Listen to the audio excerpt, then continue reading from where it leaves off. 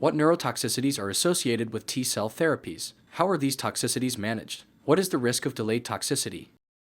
So both CAR T-cell therapy and bispecific T-cell engagers can be associated with neurotoxicities, which are toxicity to the nervous system. And I think the myeloma patients have to realize that a lot of those terms and a lot of the concern around this was really framed when CAR T started being developed mostly in other diseases, particularly leukemia and lymphoma, where those complications seems to be quite a bit more frequent. When I like to think of T-cell redirecting therapies like CAR T or bispecific antibody therapies, I like to think about neurotoxicity in two ways. One, the acute setting, which is really the first couple weeks to a month after starting the therapy, and then delayed neurotoxicities, which may happen kind of after that initial time frame. In the acute setting, we have a patient be observed fairly closely to monitor for something called ICANS, which stands for Immune Effector Cell Associated Neurotoxicity Syndrome. It's a mouthful, and it really encompasses a lot of different things that could happen.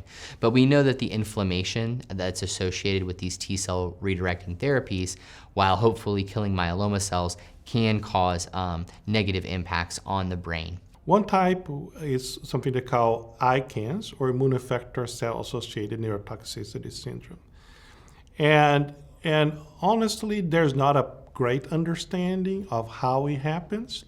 We believe it's some of those inflammatory substances in the body that we call cytokines that are part of the immune response that the CAR Ts or the bispecifics trigger can transfer themselves into the brain and the tissues around the brain and cause those symptoms.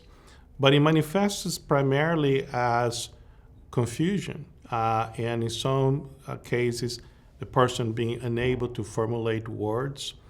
And so the way that often may first manifest as initially is what we call expressive aphasia. So difficulty with speech, maybe thinking you know what you want to say, but the words are coming out slowly or not coming out much at all. Other things that might be a first sign of it is tremor. So if you notice shaking of the hand or a foot that's out of the ordinary. Issues with attention, just not being able to pay attention or count backwards, things you would normally be able to do. Changes in handwriting is something we often notice early on, and so when people are being observed after CAR T-cell therapy, we often do a handwriting assessment once or twice a day to monitor for that. If those toxicities, that type of neurotoxicity called ICANS becomes more severe, it can lead to things like seizures or kind of swelling of the brain, which can make a patient very sick and unresponsive. We monitor for that closely. There are some tools that we use to monitor and grade, including something called ICE score, which is essentially a bunch of questions that are apparently silly for somebody who is in the right state of mind, but when you are, under that syndrome, you might struggle with, like basic math, recollections, naming objects, and so forth. And as you know, for every side effect of any treatment, we have kind of a grading scale, right? Which don't need to bother you to memorizing that, but long story short, we talk grade 1 and grade 2 are the things that are trivial, they get better quickly, they're not life-threatening. Grade 3 requires more attention, more intervention. Grade 4 is life-threatening. And the ICANS in CAR T-cell therapy for myeloma is rare, less than 10% of the time, and almost always grade 1 and grade 2. Is the absolute exception that somebody would have a higher grade of ICANS. And the management of that is usually corticosteroids, a few days of dexamethasone, and people usually turn around very quickly. At this point, we don't know, and there's a lot of reason to believe there will be any long-term effect of having experienced that neurotoxicity, which is usually for a couple of days. So we do our best to intervene on these neurotoxicities early on to try to prevent those things. And those interventions for acute neurotoxicity is usually steroids. So the treatment of ICANS is steroids up front, and if escalating doses of steroids are not working, there are other anti-inflammatory drugs that we can add to try to improve that. Certainly if a patient does develop seizures, we get our neurology colleagues to help us with medicines to try to improve those things. When we talk about delayed neurotoxicity, this has really been seen mostly with CAR-T, not as much with bispecific antibody therapies. Relatively rare, but still something that can occur and something to be aware of because it can happen at any time after. And so the ones that we consider the most concerning are abbreviated MNTs, or movement and neurocognitive toxicities. And that really kind of presents itself very similarly to Parkinson's disease. It's not quite the same pathophysiology, but it's very similar. So what changes might you notice? A resting tremor, so a tremor in the hands when you're not doing anything with your hands. Changes in facial expression, so reduced amount of facial expression, personality changes. Changes in the ability to walk well, so usually slower to get up, slower to take steps. Those are all things that could be a sign of these delayed neurotoxicities, such as MNTs. There are some other things that can happen later, like peripheral neuropathy, which is like numbness or tingling in the nerve, which is most often in the hands or feet. We see that with a lot of therapies in myeloma, but certainly has been detected after these T-cell redirecting therapies. And then additionally, some patients after CAR-T have been noted to have what we call cranial nerve palsies, most commonly Bell's palsy. So that's when the nerve that supplies the face muscles gets paralyzed temporarily. So patients may notice a facial droop on one side or a difficulty closing an eye, which can cause the eye to become dry. Those are all potential late neurotoxicities associated with these therapies. Now, the incidence of that is low, about 10%. Roughly speaking, seems to be more common with one of the CAR-Ts available called cilta-cel. Most of those symptoms tend to get better over time, but at this point, there's not a very well-described long-term natural history. How are delayed neurotoxicities managed?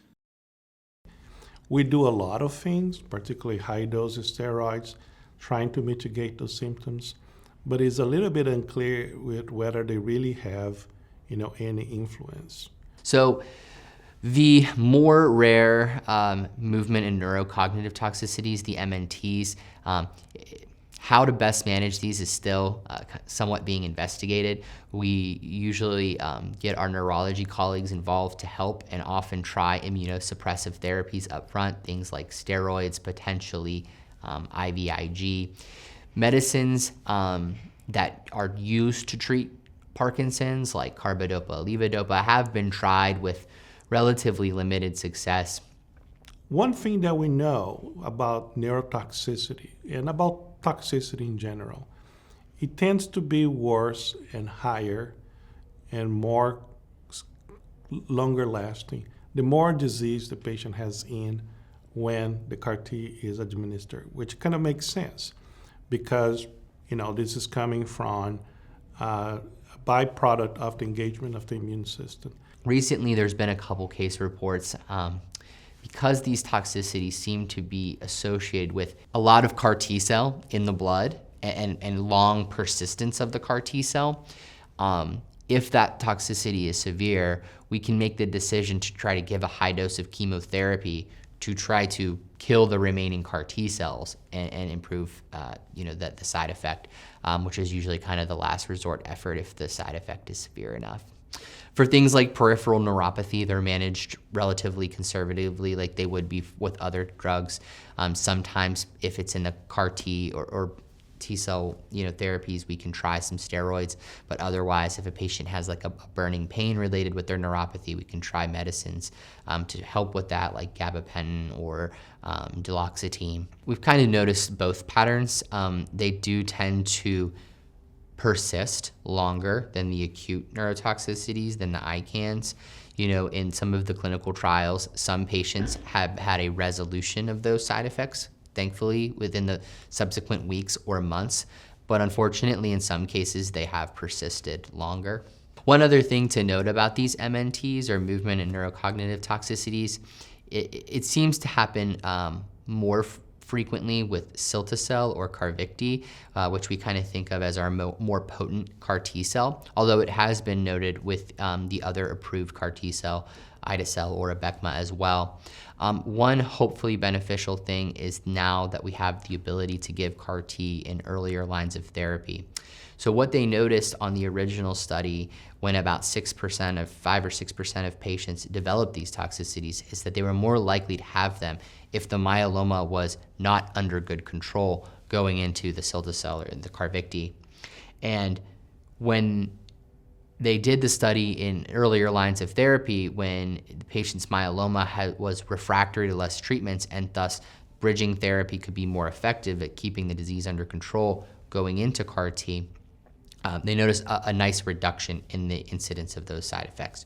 So only about 1% of patients were noted to have these MNTs in the CARTITUDE-4 study, compared to, I think, 6% when it was studied in later lines of therapy. So between being able to control the myeloma better prior to the CAR T, and also earlier and more aggressive management of things like cytokine release syndrome and ICANS, we can hopefully continue to reduce the frequency of these side effects and the severity of them.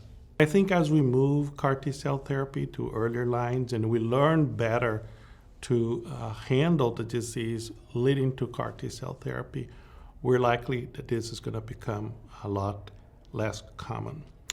Now, in terms of bispecifics, because bispecifics were developed and studied after CAR T, and the mechanism of action is somewhat similar. At the end of the day, you're engaging T cells into fighting the cancer. A lot of the practices and terms and nomenclature got carried over, including the notion of ICANS. But the reality is that is far less common. We're talking about less than 5% in general, almost never grade 3. And in some bispecifics being approved or under study is essentially 0. So I would say it's almost a no issue in bispecifics, and those long-term no ICANS toxicities have really not been described, with the exception of perhaps some worsening of peripheral neuropathy.